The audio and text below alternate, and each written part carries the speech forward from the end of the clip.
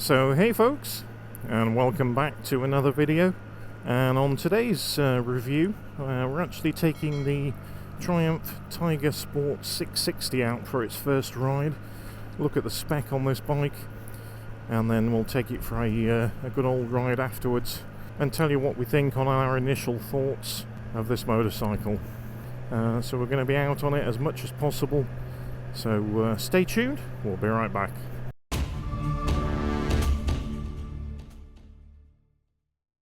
So welcome back to the video, guys, and as you can see behind me there, we've got the Triumph Tiger Sport 660. Can't wait to get to ride this bike. I've heard so much about it and seen so many reviews. It's time for us to have a test on this bike and see what she performs like. Now, the other thing that Triumph have lent me is this Alder Gore-Tex jacket while I've got the bike. Triumph obviously do branded clothing. This is a triple layer Gore-Tex jacket that they've produced, especially for the adventure bike market. So we'll be telling you what I think also throughout the review and the final thoughts video of this bike, and also the final thoughts on the jacket as well from Triumph. So stay tuned for that. Okay, so here she is, the Tiger Sport 660. Now the price of this bike is £8,550, and it comes in the corrosive red and graphite like you see here. This is absolutely beautiful. I'm not sure whether the camera picks it up, but it's got a metallic fleck to it in the paint. It's really, really nice. You can get a Lucerne blue colour. I'll put that on the screen just now. Or you can get it in the graphite and sapphire black. The bike, you can get an A2 kit for it, so for A2 licenses as well. The bike has a 660 cc liquid cooled motor. This has got a 240 degree firing order. It's not got the T-plane crank like you have on the 850 Sport and the 900, and it produces 80 horsepower at 10,200 RPM or 64 newton meters of torque at 6,200 RPM. So the gearbox is 6-speed, and also as an accessory you can get the shift and assist from Triumph, which is their quick shifter. Personally, I don't think it needs it, but it's an optional extra if you want to purchase that from Triumph. The wheels on the bike are cast wheels, and these are 17-inch. On here you have the Showa 41mm suspension, upside down forks, and they have 150mm of travel. On the rear of the bike you've got a monoshock tucked under the rear just there. And then on the other side, just near the footrest, you've got a manual preload adjuster, which is great if you're taking passengers or extra baggage. The discs on the front of this bike are 310mm discs, and these are Nissan twin pot calipers. They really, really do stop the bike well, and also you've got ABS. On the rear you have a 225mm disc, and again you've got single pot Nissan with ABS on the rear. The exhaust pipe is 3-into-1. You've got this underslung catalytic converter in between. The seat height on the bike, you've got 835mm, and also just at the front of the seat it's quite slim just here. I'm 32-inch inside leg, and I'll show you a picture of me sat on it now, feet up, and also a picture sat with feet on the ground. So you can see here I've got my legs bent, so for the shorter rider also this bike would fit. The weight of the bike is 206 kilograms, and also you've got a 17.2 litre tank, and you can get 62.7 miles per gallon Triumph claim, or 4.5 litres per 100 kilometres. Now on the engine they say 10,000 mile service. Actually it's either 10,000 miles in a year, or it's a yearly service. So normally I service my own bikes and I'll change my own oil every 3,000 miles. So for a 10,000 mile oil change, or once a year, I think that's quite good. With the colours on this bike, you've got obviously the silver sections here by the radiator guards, look really nice. And then you've got the silver front mudguard with the black insert with the Triumph logo just in the front there. All LED headlights on the front, obviously a single headlight on dipped, and also you have on this, I'll turn them on just now, you've got some daytime running lights just here, and then you've got both of the headlights. The screen on this bike is actually adjustable from the inside, and you've got this handle just here which is easy to lift the screen up to its highest position or put it down to its lowest position, and you can do that while you're moving along just with one hand. Okay, on the bike, on the left hand bars here you've got a menu button which is quite easy to navigate, and a little tick button just there. You've got the indicators, the horn, and a mode button. You've got on this bike road and rain modes, and then on the front you've got your main beam and low beam headlight. On this side you've got start and stop, that's it. Mirrors on the bike, pretty good, as always with Triumph mirrors. And then the actual screen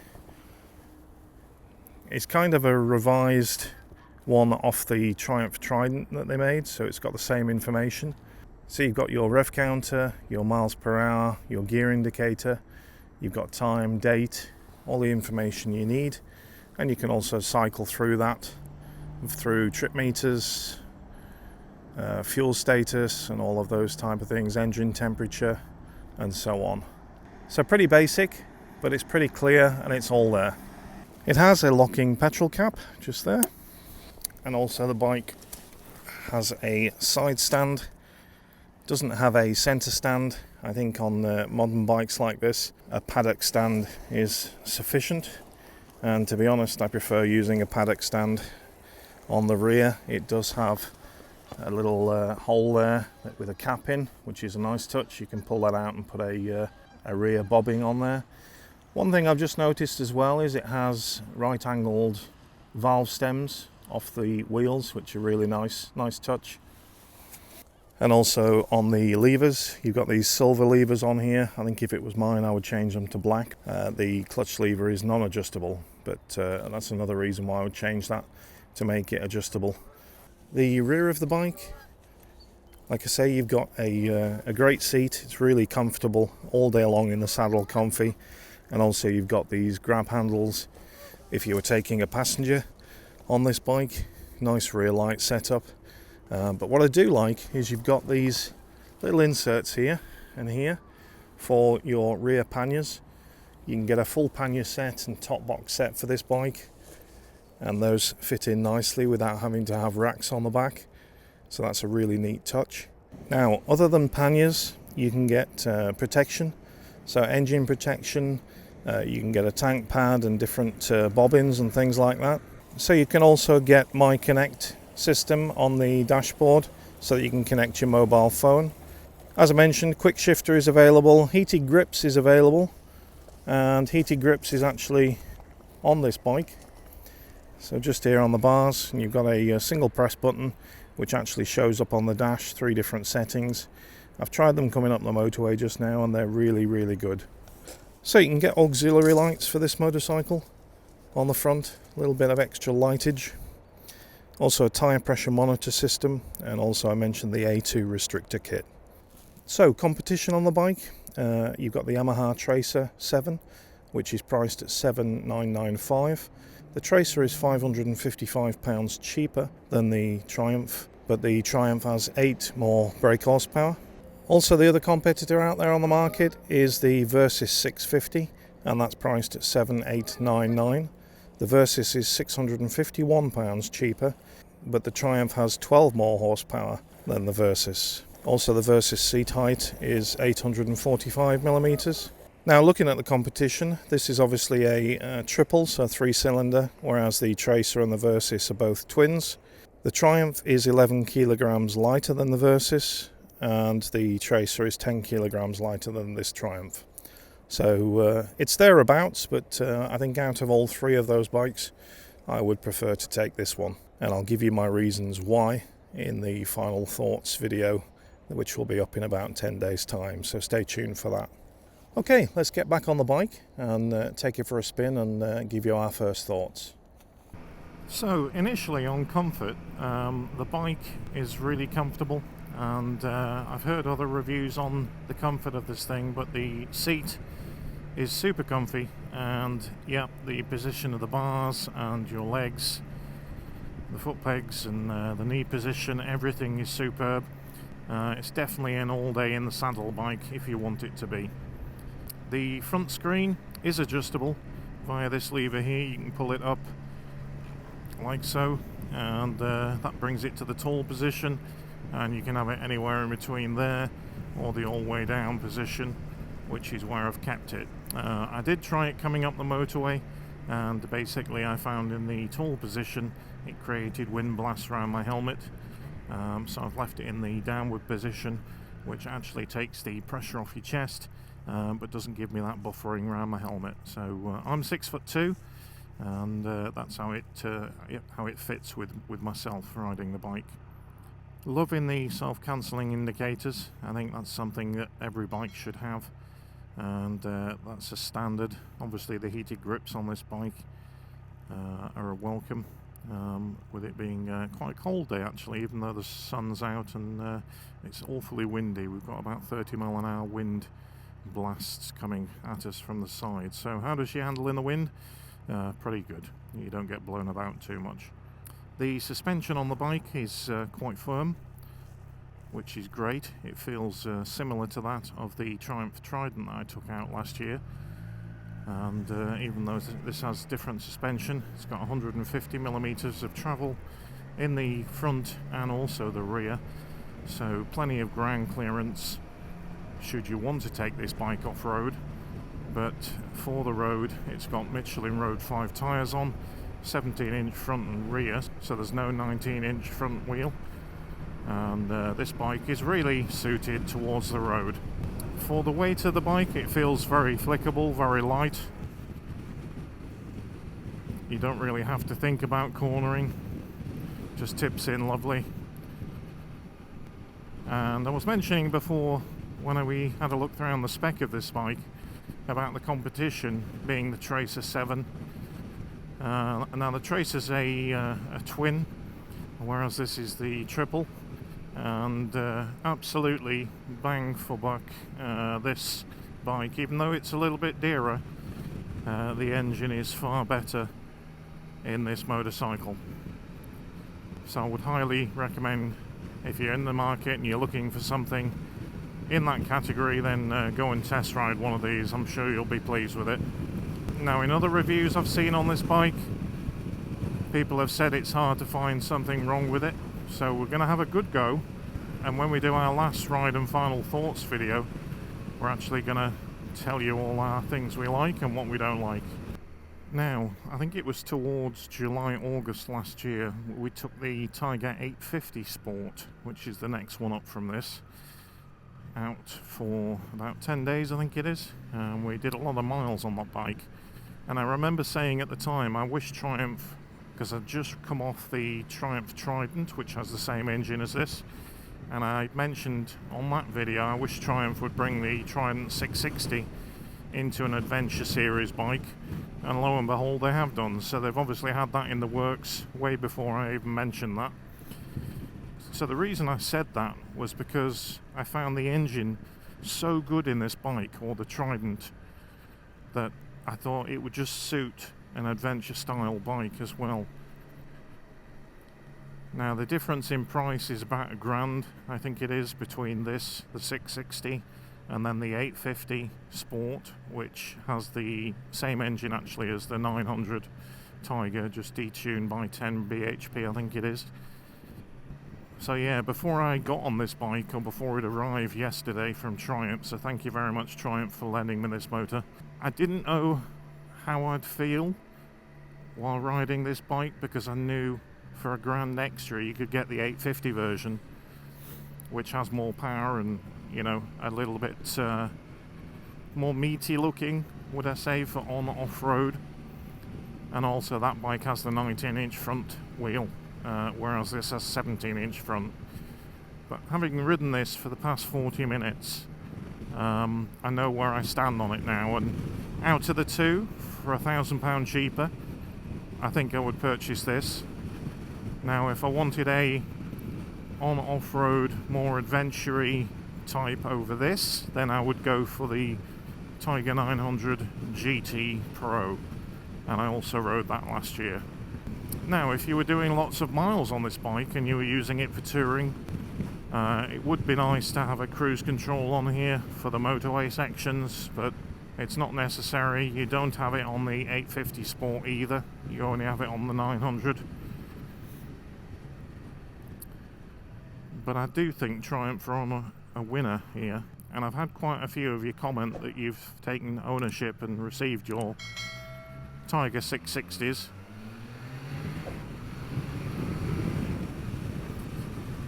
And how much you love the bike. And I can see why now. Just even the brakes, you know, they're Nissan brakes, they're not Brembo like on the 850 Sport. So there again, you know, on the 850 Sport you're paying a little bit extra, or £1,000 extra, but you're getting Brembo brakes. Even though these are twin pot Nissan on the front, huge stopping power. Huge stopping power. They're on the same size discs as the 850, and front and rear brakes really are great.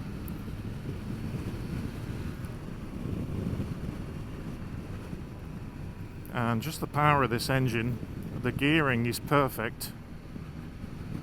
The throttle connection on the Triumph Trident that I tested, it was a little bit vague, but they seem to have sorted the throttle position sensor out on this bike, and it's pretty much a good connection now, whether you're going low speeds through town or you're out in the country lanes.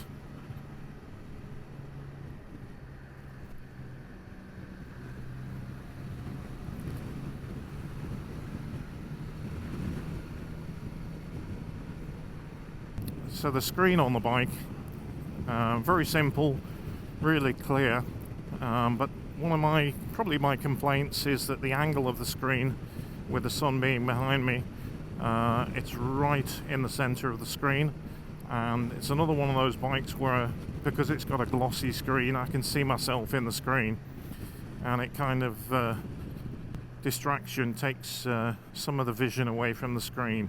There is a solution, and that's from Speedo Angels.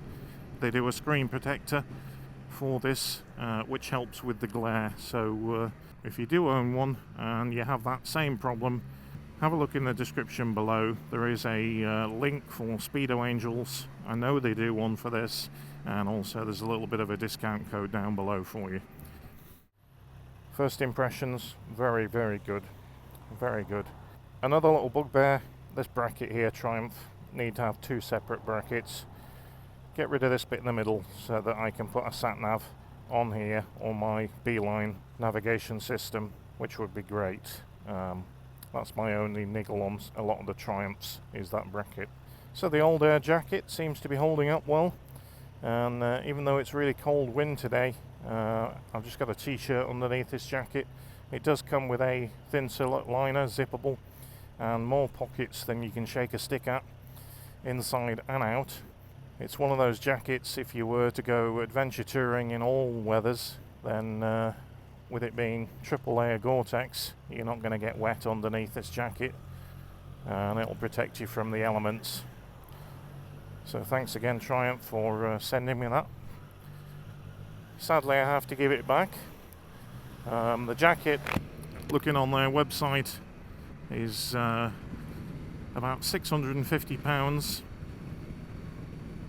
which you might think, well, that's quite dear for a jacket, but when you shop around at Gore-Tex jackets, you'll see that there are some up at £1,000, so it is quite well priced, really.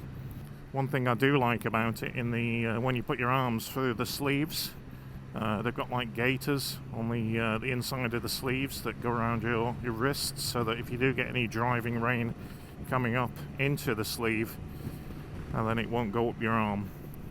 So a nice little touch. Somebody's really thought about it. It's not over the top with Triumph. There's a little Triumph logo just here on the chest, and on the plastics just on the shoulders just here you've got a little T, but that's about it. if I was doing a lot of adventure style motorcycling, I definitely would get myself a Gore-Tex jacket.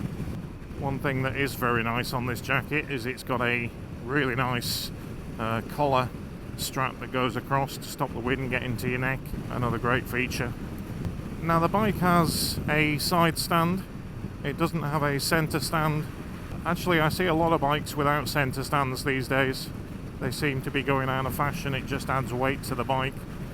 And also, if you've got a paddock stand, then it's a lot easier, I think, to lift the bike up for maintenance. So yeah, that's the first ride on the Triumph Tiger 660 Sport, or Sport 660, and yeah, it seems a decent bike. I'll be riding this for about a week, like I say, and then we'll come back at the end of the week and give you our final verdict on what we think of this bike, whether it is value for money with it being slightly more expensive than the competition, and anything that we come across along the way. So thanks again for tuning in, guys. If you're not a subscriber to the channel, then hit that subscribe button, ding that bell for future videos coming up, and we'll catch you on another one soon.